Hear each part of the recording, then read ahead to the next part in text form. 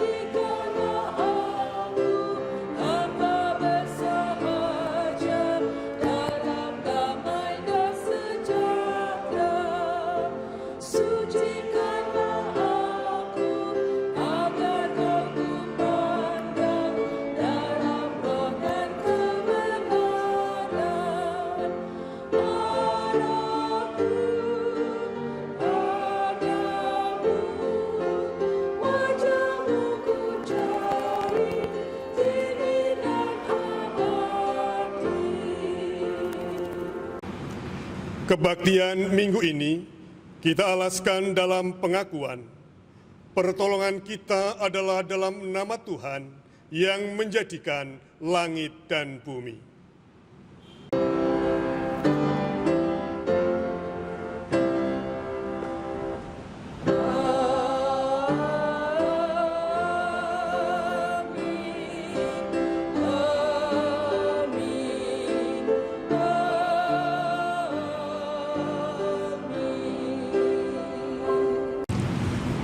Kasih karunia dan damai sejahtera dari Allah Bapa kita dan dari Tuhan Yesus Kristus menyertai saudara sekalian.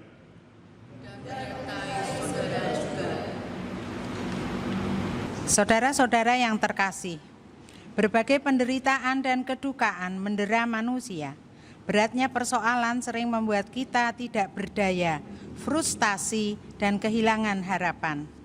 Syukur pada Tuhan bahwa hingga saat ini Allah berkenan menyertai kebersamaan kita dalam kebaktian saat ini meskipun tidak bertatap muka secara langsung. Dan atas kuasa kasih-Nya, Ia mencipta dan bekerja bagi semesta. Memasuki Minggu Prapaskah 5 ini dengan tema Kuasa Kebangkitan dan Pengharapan. Dinyatakan bagi kita bahwa Allah yang berkuasa membangkitkan adalah sumber pengharapan. Tidak dibiarkannya kita menyerah, kalah, dan musnah. Ia memberikan kekuatan dan pengharapan agar setiap kita memiliki kehidupan baru bersama dengan Yesus, Sang Terang Dunia.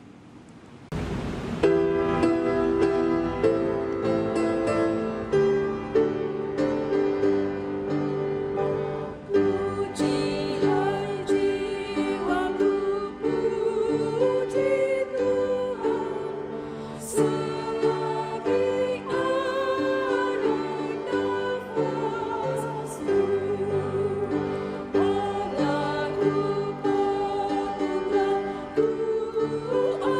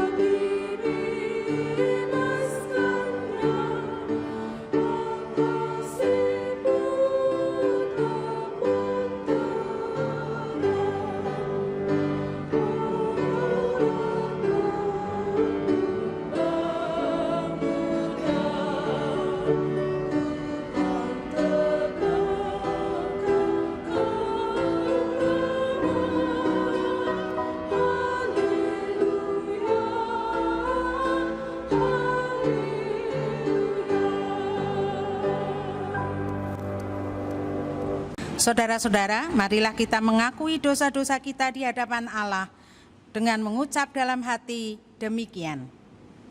Ya Allah yang Maha Kasih, kepadamu kami datang membawa pengakuan dosa kami. Karena atas setiap kesulitan dan kesusahan yang menambah beban kehidupan, kadang kami merasa mampu, sering kami merasa cemas. Pada akhirnya justru membawa kami menjauh daripadamu dan menjadi semakin rapuh. Ampunilah kami ya Tuhan.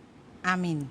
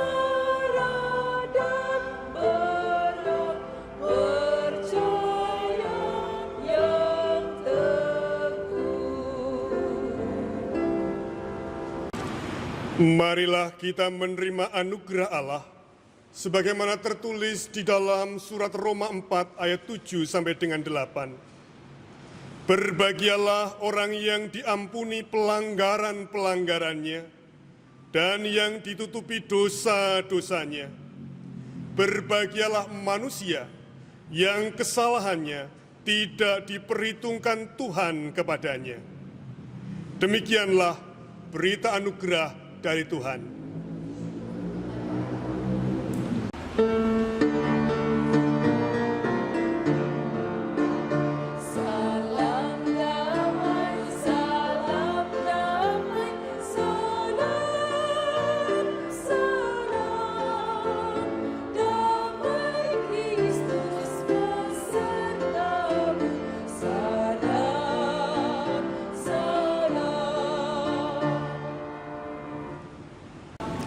Ya Tuhan Allah, sumber pengharapan.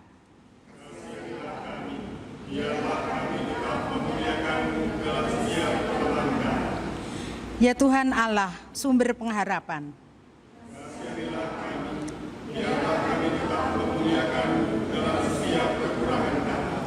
Ya Tuhan Allah, sumber pengharapan.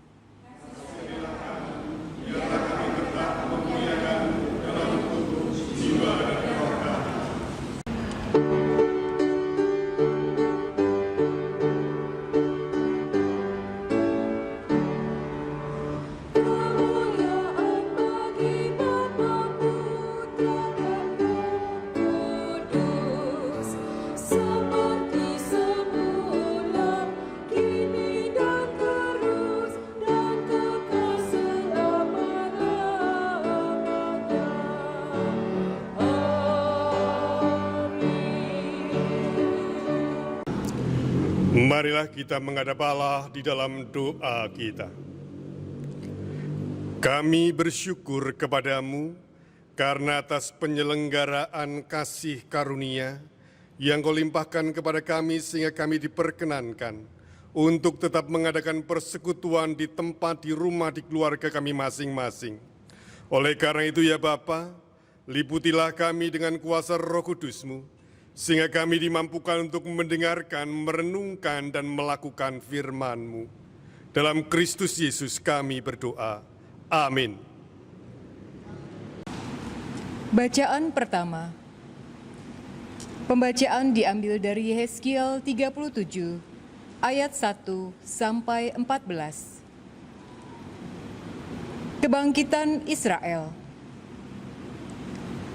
Lalu kekuasaan Tuhan meliputi aku, dan Ia membawa aku keluar dengan perantaraan Roh-Nya, dan menempatkan aku di tengah-tengah lembah, dan lembah ini penuh dengan tulang-tulang.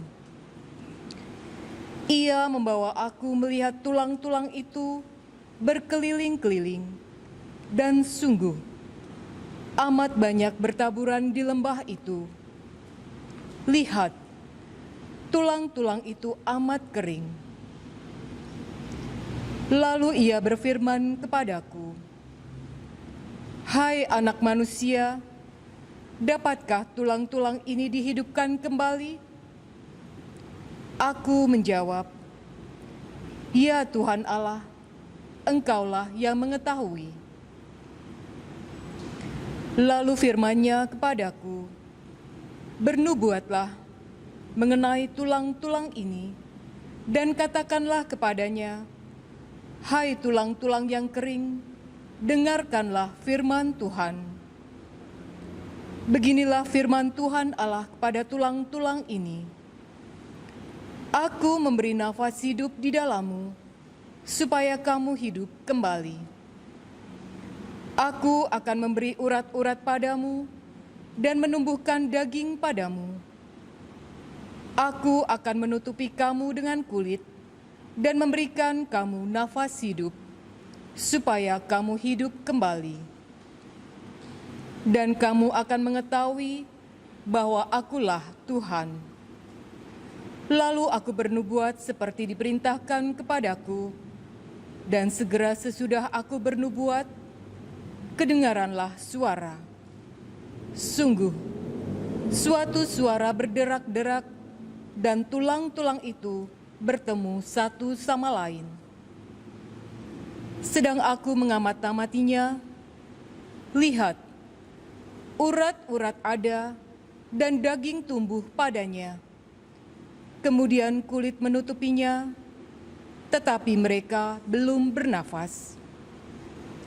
Maka firman-Nya kepadaku, bernubuatlah kepada nafas hidup itu. Bernubuatlah, hai anak manusia, dan katakanlah kepada nafas hidup itu, beginilah firman Tuhan Allah.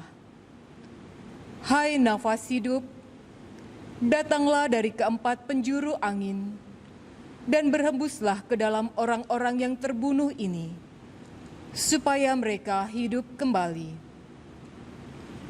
Lalu aku bernubuat seperti diperintahkannya kepadaku, dan nafas hidup itu masuk di dalam mereka, sehingga mereka hidup kembali. Mereka menjejakkan kakinya, suatu tentara yang sangat besar. Firman-Nya kepadaku, hai anak manusia, tulang-tulang ini adalah seluruh kaum Israel. Sungguh, mereka sendiri mengatakan, tulang-tulang kami sudah menjadi kering, dan pengharapan kami sudah lenyap. Kami sudah hilang. Oleh sebab itu, bernubuatlah dan katakan kepada mereka, beginilah firman Tuhan Allah. Sungguh, aku membuka kubur-kuburmu dan membangkitkan kamu, hai umatku, dari dalamnya, dan aku akan membawa kamu ke tanah Israel. Dan kamu akan mengetahui bahwa Akulah Tuhan, pada saat aku membuka kubur-kuburmu dan membangkitkan kamu, hai umatku, dari dalamnya.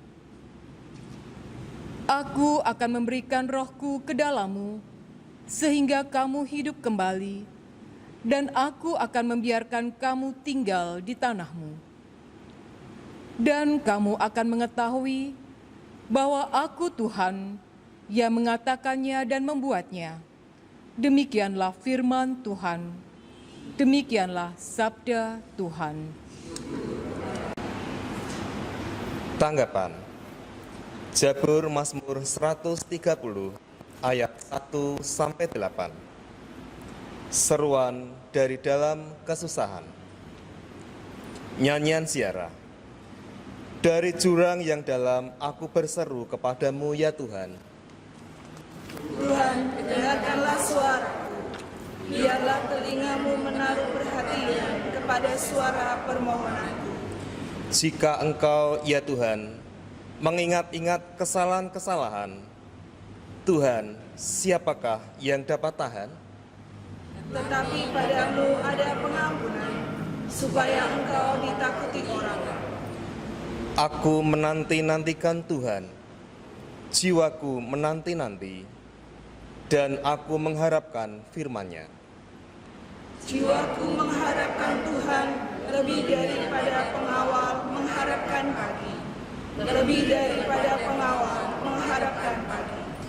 Berharaplah kepada Tuhan, hai Israel, sebab pada Tuhan ada kasih setia, dan Ia banyak kali mengadakan pembebasan. Dialah yang akan membebaskan Israel dari segala kesalahannya. Bacaan diambil dari Roma 8 ayat 6 sampai 11. Hidup oleh roh. Karena keinginan daging adalah maut, tetapi keinginan roh adalah hidup dan damai sejahtera. Sebab keinginan daging adalah perseteruan terhadap Allah, karena ia tidak takluk kepada hukum Allah. Hal ini memang tidak mungkin baginya. Mereka yang hidup dalam daging tidak mungkin berkenan kepada Allah. Tetapi kamu tidak hidup dalam daging, melainkan dalam roh, jika memang roh Allah diam di dalam kamu. Tetapi jika orang tidak memiliki roh Kristus, ia bukan milik Kristus. Tetapi jika Kristus ada di dalam kamu, maka tubuh memang mati karena dosa, tetapi roh adalah kehidupan oleh karena kebenaran. Dan jika roh Dia yang telah membangkitkan Yesus dari antara orang mati diam di dalam kamu, maka Ia yang telah membangkitkan Kristus Yesus dari antara orang mati akan menghidupkan juga tubuhmu yang fana itu oleh roh-Nya yang diam di dalam kamu. Demikianlah sabda Tuhan. Syukur kepada Allah.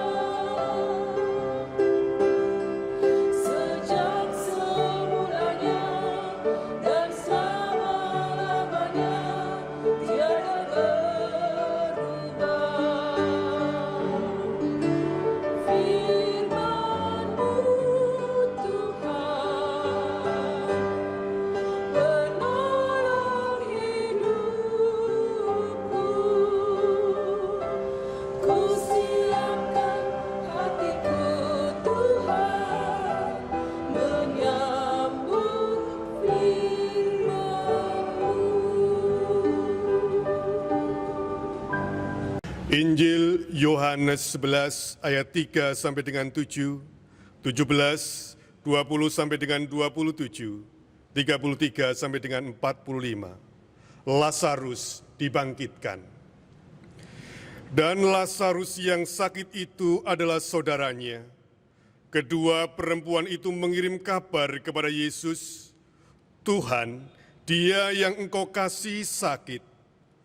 Ketika Yesus mendengar kabar itu, ia berkata, "Penyakit itu tidak akan membawa kematian, tetapi akan menyatakan kemuliaan Allah, sebab oleh penyakit itu Anak Allah akan dimuliakan."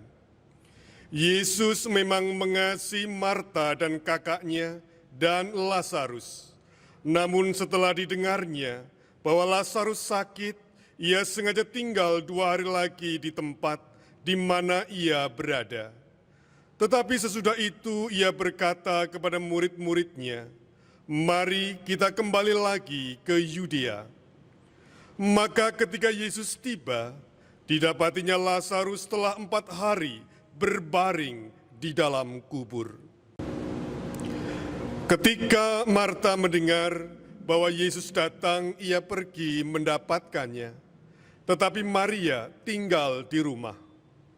Maka kata Marta kepada Yesus, "Tuhan, sekiranya Engkau ada di sini, saudaraku pasti tidak mati. Tetapi sekarang pun aku tahu bahwa Allah akan memberikan kepadamu segala sesuatu yang engkau minta kepadanya." Kata Yesus kepada Marta, "Saudaramu akan bangkit." Kata Marta kepadanya, "Aku tahu bahwa ia akan bangkit pada waktu orang-orang bangkit pada akhir zaman."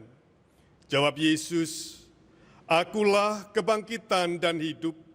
Barang siapa percaya kepadaku, ia akan hidup walaupun ia sudah mati. Dan setiap orang yang hidup dan yang percaya kepadaku tidak akan mati selama-lamanya. Percayakah engkau akan hal ini?" Jawab Marta, "Ya Tuhan, aku percaya bahwa Engkaulah Mesias Anak Allah, Dia yang akan datang ke dalam dunia." Ketika Yesus melihat Maria menangis dan juga orang-orang Yahudi yang datang bersama-sama dia, maka maskulah hatinya, ia sangat terharu dan berkata, "Di manakah dia kamu baringkan?" Jawab mereka, "Tuhan, marilah dan lihatlah." Maka menangislah Yesus. Kata orang-orang Yahudi, "Lihatlah betapa kasihnya kepadanya." Tetapi beberapa orang di antaranya berkata, "Ia yang memelekkan mata orang buta, tidak sanggupkah ia bertindak sehingga orang ini tidak mati?" Maka maskulah pula hati Yesus, lalu ia pergi ke kubur itu. Kubur itu adalah sebuah gua yang ditutup dengan batu. Kata Yesus, "Angkat batu itu."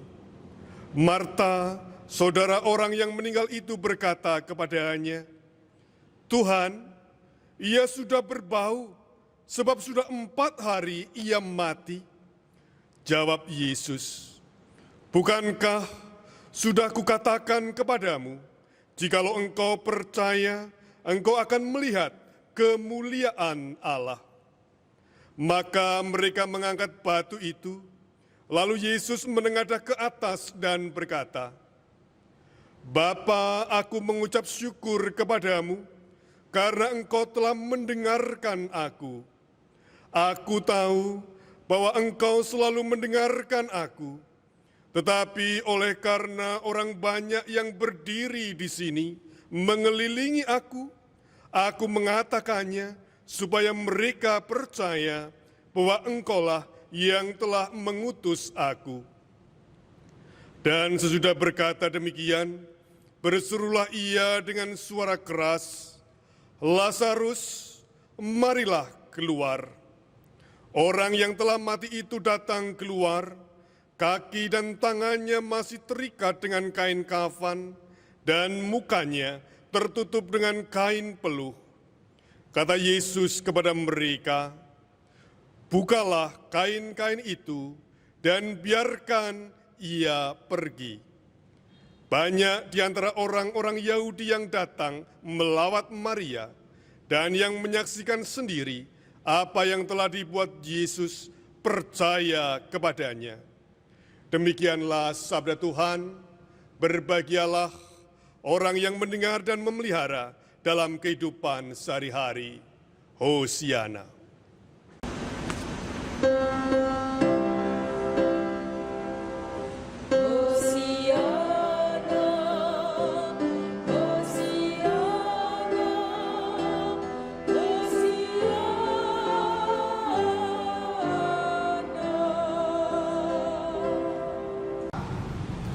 Saudara-saudari, hari Minggu ini tanggal 29 adalah minggu terakhir di bulan Maret. Apa artinya? Artinya kita sudah 3 bulan menjalani tahun 2020. Triwulan pertama tahun ini telah kita lalui. Masih ingatkah kita pada resolusi, harapan-harapan yang kita naikkan dalam doa perayaan Tahun Baru 2020 yang tidak terasa telah berlalu? Barangkali kita masih ingat ketika kita berharap menaikkan resolusi, "Aku akan rajin belajar karena rajin pangkal pandai. Aku akan hemat karena hemat pangkal kaya. Aku akan disiplin karena disiplin adalah dasar pembangunan karakter yang baik. Aku akan setia karena kesetiaan adalah syarat utama untuk langgengnya suatu hubungan." Mari kita evaluasi sedikit saja. Setelah 3 bulan ini, apakah harapan untuk rajin belajar, harapan untuk berhemat, harapan untuk disiplin, harapan untuk setia sudah tercapai dan layak untuk diapresiasi? Bagaimana grafiknya? Turun atau naik? Atau naik, turun, dan turun naik? Atau datar-datar saja? Saudara dan saudari yang terkasih, memang dibutuhkan keberanian yang besar untuk mengevaluasi atau mengapresiasi akan capaiannya pada hari-hari ini. Dengan pandemi corona ini, seolah-olah sekilas pandang saja sudah jelas bahwa harapan jauh dari kenyataan, seperti jauh panggang dari api. Lalu apanya yang mau dievaluasi? Apanya yang mau diapresiasi? Karena belum pesimisme sudah datang, dan pesimisme datang meskipun tanpa diundang. Putus asa sudah ada begitu dekat di pelupuk mata. Nah, namun bisa juga sebaliknya, karena diyakini bahwa setiap krisis yang datang selalu disertai dengan kesempatan. Krisis yang datang membawa juga pengharapan. Bukan tidak mungkin, malah semakin menghidupkan semangat kita. Bukankah ketika masa sosial ataupun physical distancing dan berdiam di rumah saja ini, kita jadi punya kesempatan untuk belajar di rumah. Kita jadi punya kesempatan untuk latihan hemat, kita jadi punya kesempatan untuk disiplin. Kita juga punya kesempatan untuk mendalami kembali tentang makna kesetiaan dalam keluarga kita masing-masing. Dan kita juga banyak kesempatan-kesempatan yang lain melakukan hal-hal yang kreatif yang dapat kita lakukan di kesempatan ini maupun yang akan datang. Maka ketika kita memaknai bahwa di dalam setiap krisis ada kesempatan, inilah yang disebut hidup dari pengharapan yang dihidupi. Artinya, kita hidup dari pengharapan sekaligus pengharapan yang terus kita pupuk. Ya, harapan membuat kita memiliki daya tahan. Harapan membuat kita siap bangkit dari keterpurukan. Salah seorang bapa gereja bernama Chrysostomos sekitar abad keempat, beliau mengungkapkan yang membinasakan kita adalah putus asa. Saudara dan saudari yang terkasih, bukankah kita telah mendengar kisah orang yang terombang-ambing di tengah lautan, tanpa makan, tanpa minum, namun ketika ditemukan masih hidup dengan selembar papan di tangan. Ini karena orang itu begitu kuat berpegang teguh pada pengharapan. Tanpa makan dan minum, kita masih mungkin bertahan. Namun tanpa harapan, kita pasti akan kehilangan daya kehidupan. Saudara dan saudari yang dikasihi Tuhan, dalam krisis ini, itu berarti ada kesempatan untuk belajar berserah pada Tuhan sebagai sumber kehidupan dan Tuhan sebagai sumber pengharapan.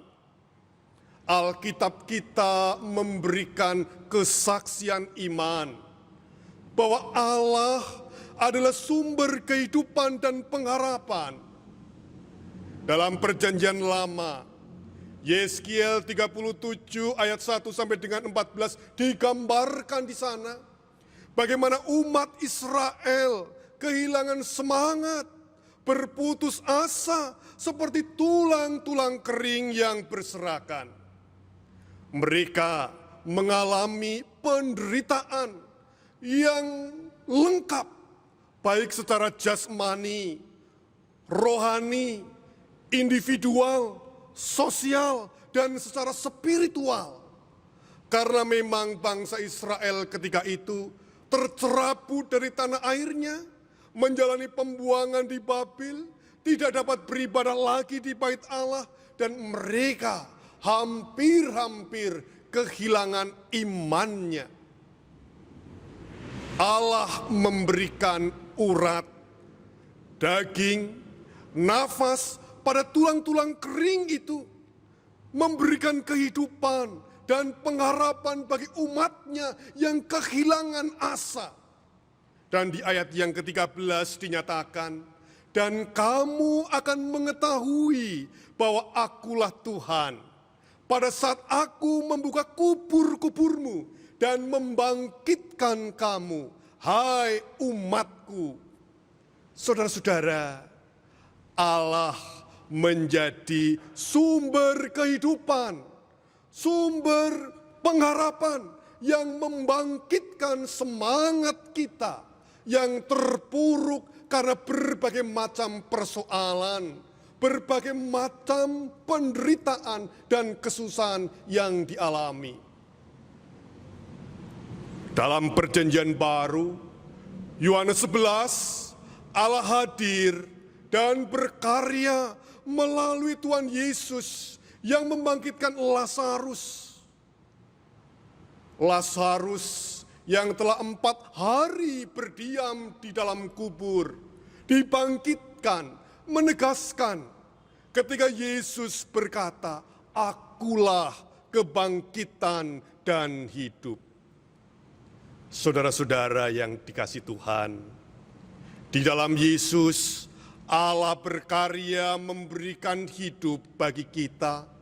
Bahkan kematian tidak dapat membatasi karya Allah melalui pekerjaan dan kasih yang Tuhan Yesus berikan bagi kita. Dalam Minggu Prapaskah yang kelima ini, Tuhan Yesus berada di Betsaida, rumah keluarga Maria, Marta, dan Lazarus yang memang menjadi sahabat dekat, persekutuan yang akrab dengan Yesus.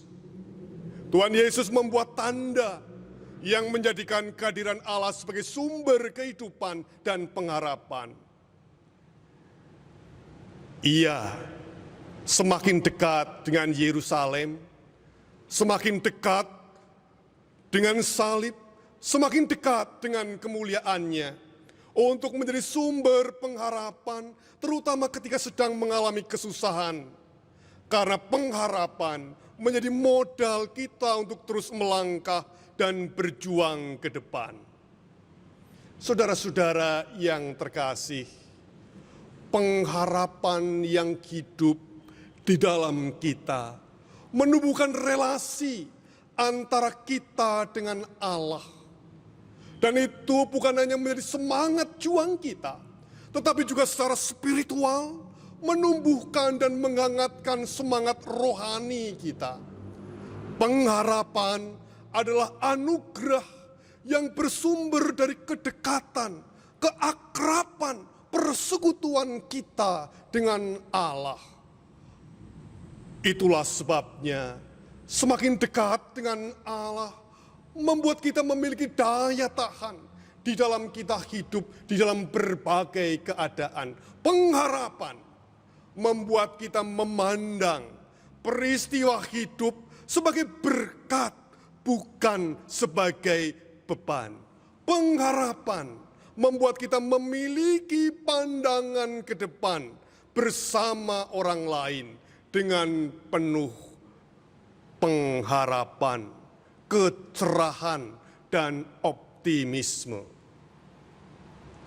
Barangkali ketika kita bersih-bersih di ladang, kita sering jengkel karena lelah untuk mencabut rumput-rumput yang tumbuh, apalagi ketika musim penghujan. Rumput yang dicabut tidak bersih akarnya akan kemudian mudah tumbuh kembali. Namun kita juga bisa memaknainya secara positif. Rumput yang dicabut tetap tumbuh. Karena meskipun akarnya tidak sepanjang akar pohon ketepeng, akar pohon beringin, tetapi ia punya daya hidup.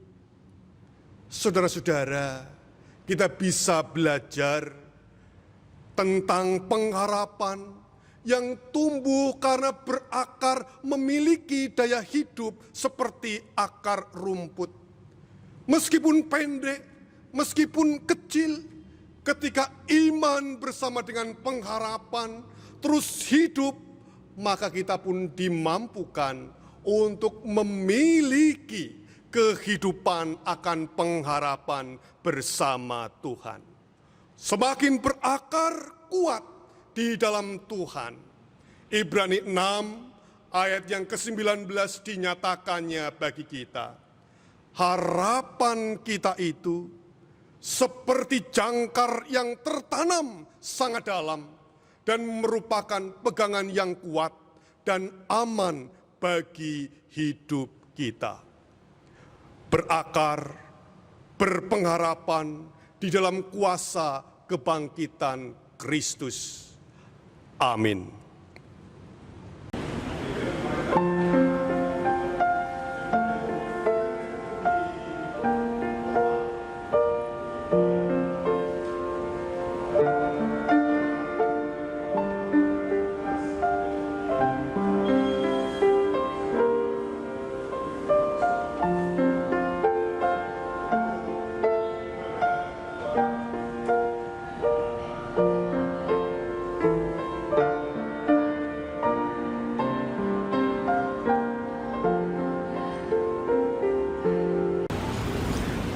Atas firman Allah yang telah kita terima, marilah kita bangkit berdiri dan menyanyikan.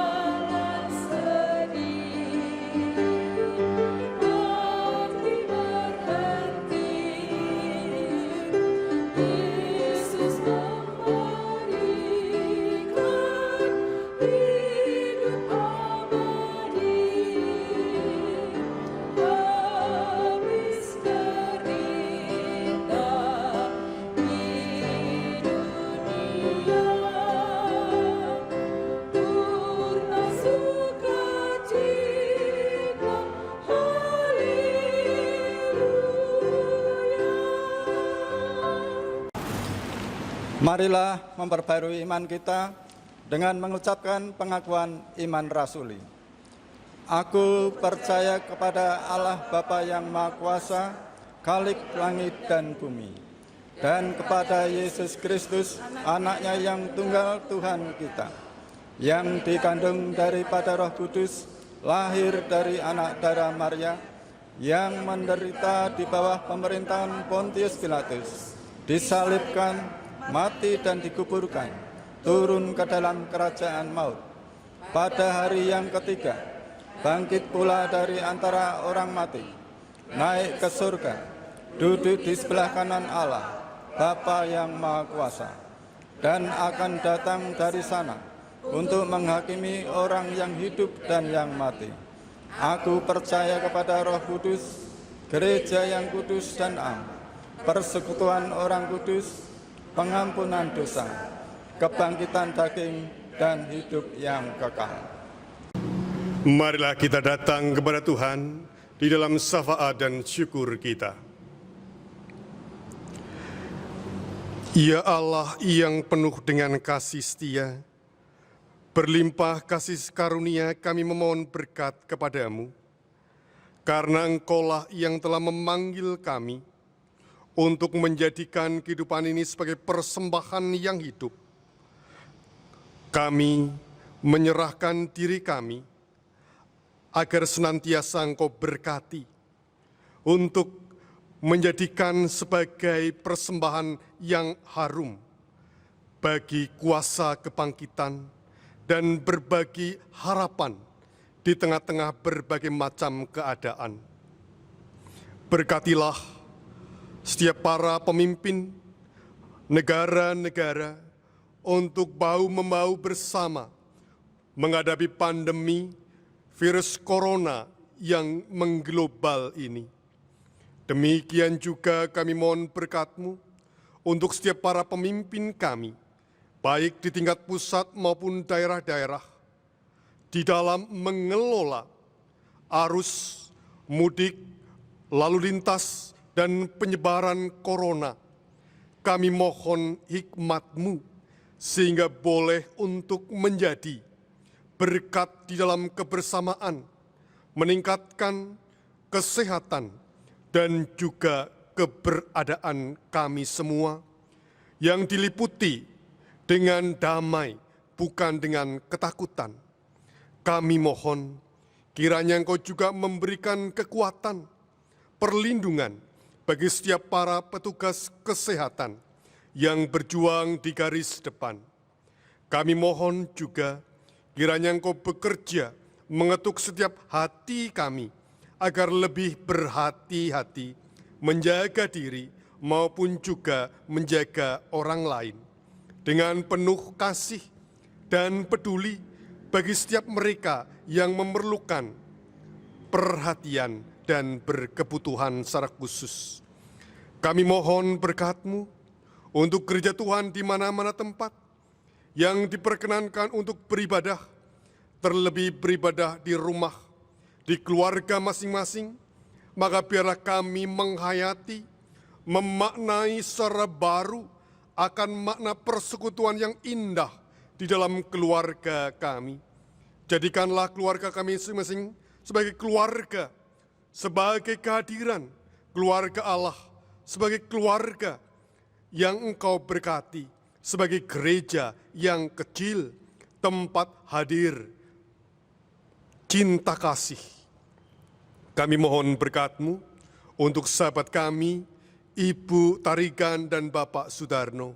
Kiranya kasih-Mu yang akan terus senantiasa Engkau limpahkan bagi sahabat kami ini yang sedang sakit, dan juga bagi sahabat-sahabat kami yang lain yang tidak dapat kami sebutkan satu persatu. Kiranya kasih-Mu yang terus menopang dan menolong kami. Berikan juga penghiburan dan juga sukacita sebagai ganti duka cita, karena Ibu Aminah yang telah Engkau panggil. Kiranya keluarga yang ditinggalkan diberikan damai dan sejahtera. Kami mohon kiranya limpahan kasih karunia-Mu bagi sahabat-sahabat kami yang bersukacita atas usia yang Kau tambahkan. Tambahkan juga hikmat, kelimpahan rezeki, kebahagiaan dan kesehatan bagi Bapak Wianto, Bapak Agus Nugroho, Yosef Eklesia Putra Purwanto, Ibu Murni Sitawati, Ibu Yohana Sutristiningsih, dan Bapak Bagus Wahyu Diono, serta sahabat-sahabat kami yang lain. Terima kasih Bapa, karena kasih-Mu sajalah kami diperkenankan untuk mengucap syukur dalam berbagai hal, untuk terus berpengharapan dalam berbagai situasi. Dalam Kristus Yesus kami berdoa. Amin. Kini kita diberikan kesempatan untuk mempersembahkan apa yang kita miliki. Ayat persembahan diambil dari 2 Korintus 8, 14 sampai 15. Maka hendaklah sekarang ini kelebihan kamu mencukupkan kekurangan mereka, agar kelebihan mereka kemudian mencukupkan kekurangan kamu, supaya ada keseimbangan. Seperti ada tertulis, orang yang mengumpulkan banyak tidak akan kelebihan, dan orang yang mengumpulkan sedikit tidak kekurangan.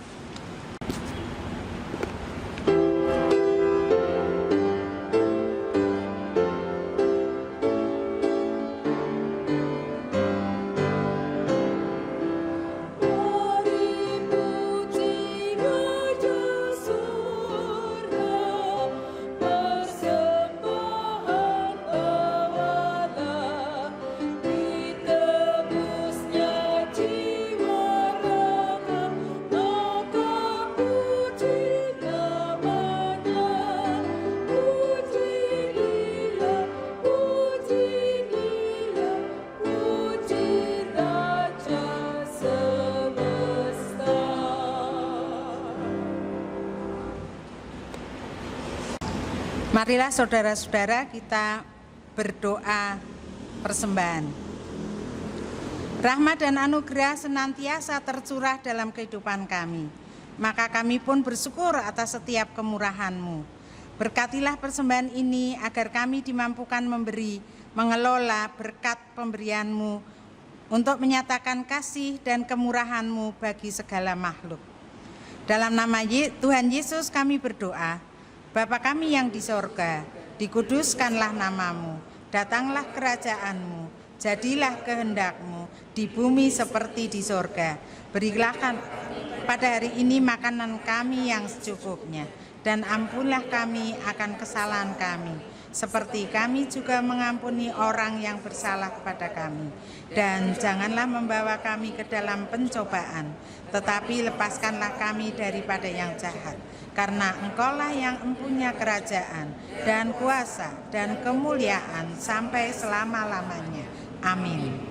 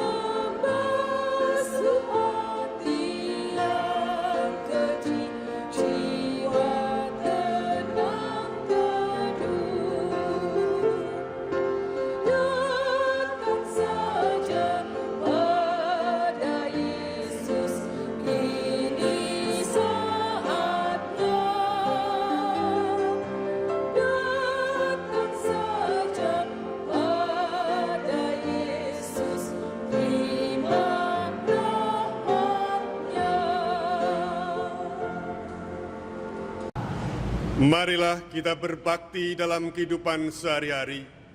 Arahkanlah hatimu kepada Tuhan. Kami mengarahkan hati kepada Tuhan. Pergilah, wartakanlah kabar bahagia. Jadilah saksi Kristus Yesus di tengah dunia. Teruslah berpengharapan dalam Dia yang memiliki kuasa kebangkitan, karena Ia adalah sumber pengharapan kita. Syukur kepada Allah. Terpujilah Tuhan, Kini dan selamanya. terimalah berkat-Nya. Tuhan memberkati engkau dan melindungi engkau. Tuhan menyinari engkau dengan wajah-Nya dan memberi engkau kasih karunia. Tuhan menghadapkan wajah-Nya kepadamu dan memberi engkau damai sejahtera. Amin.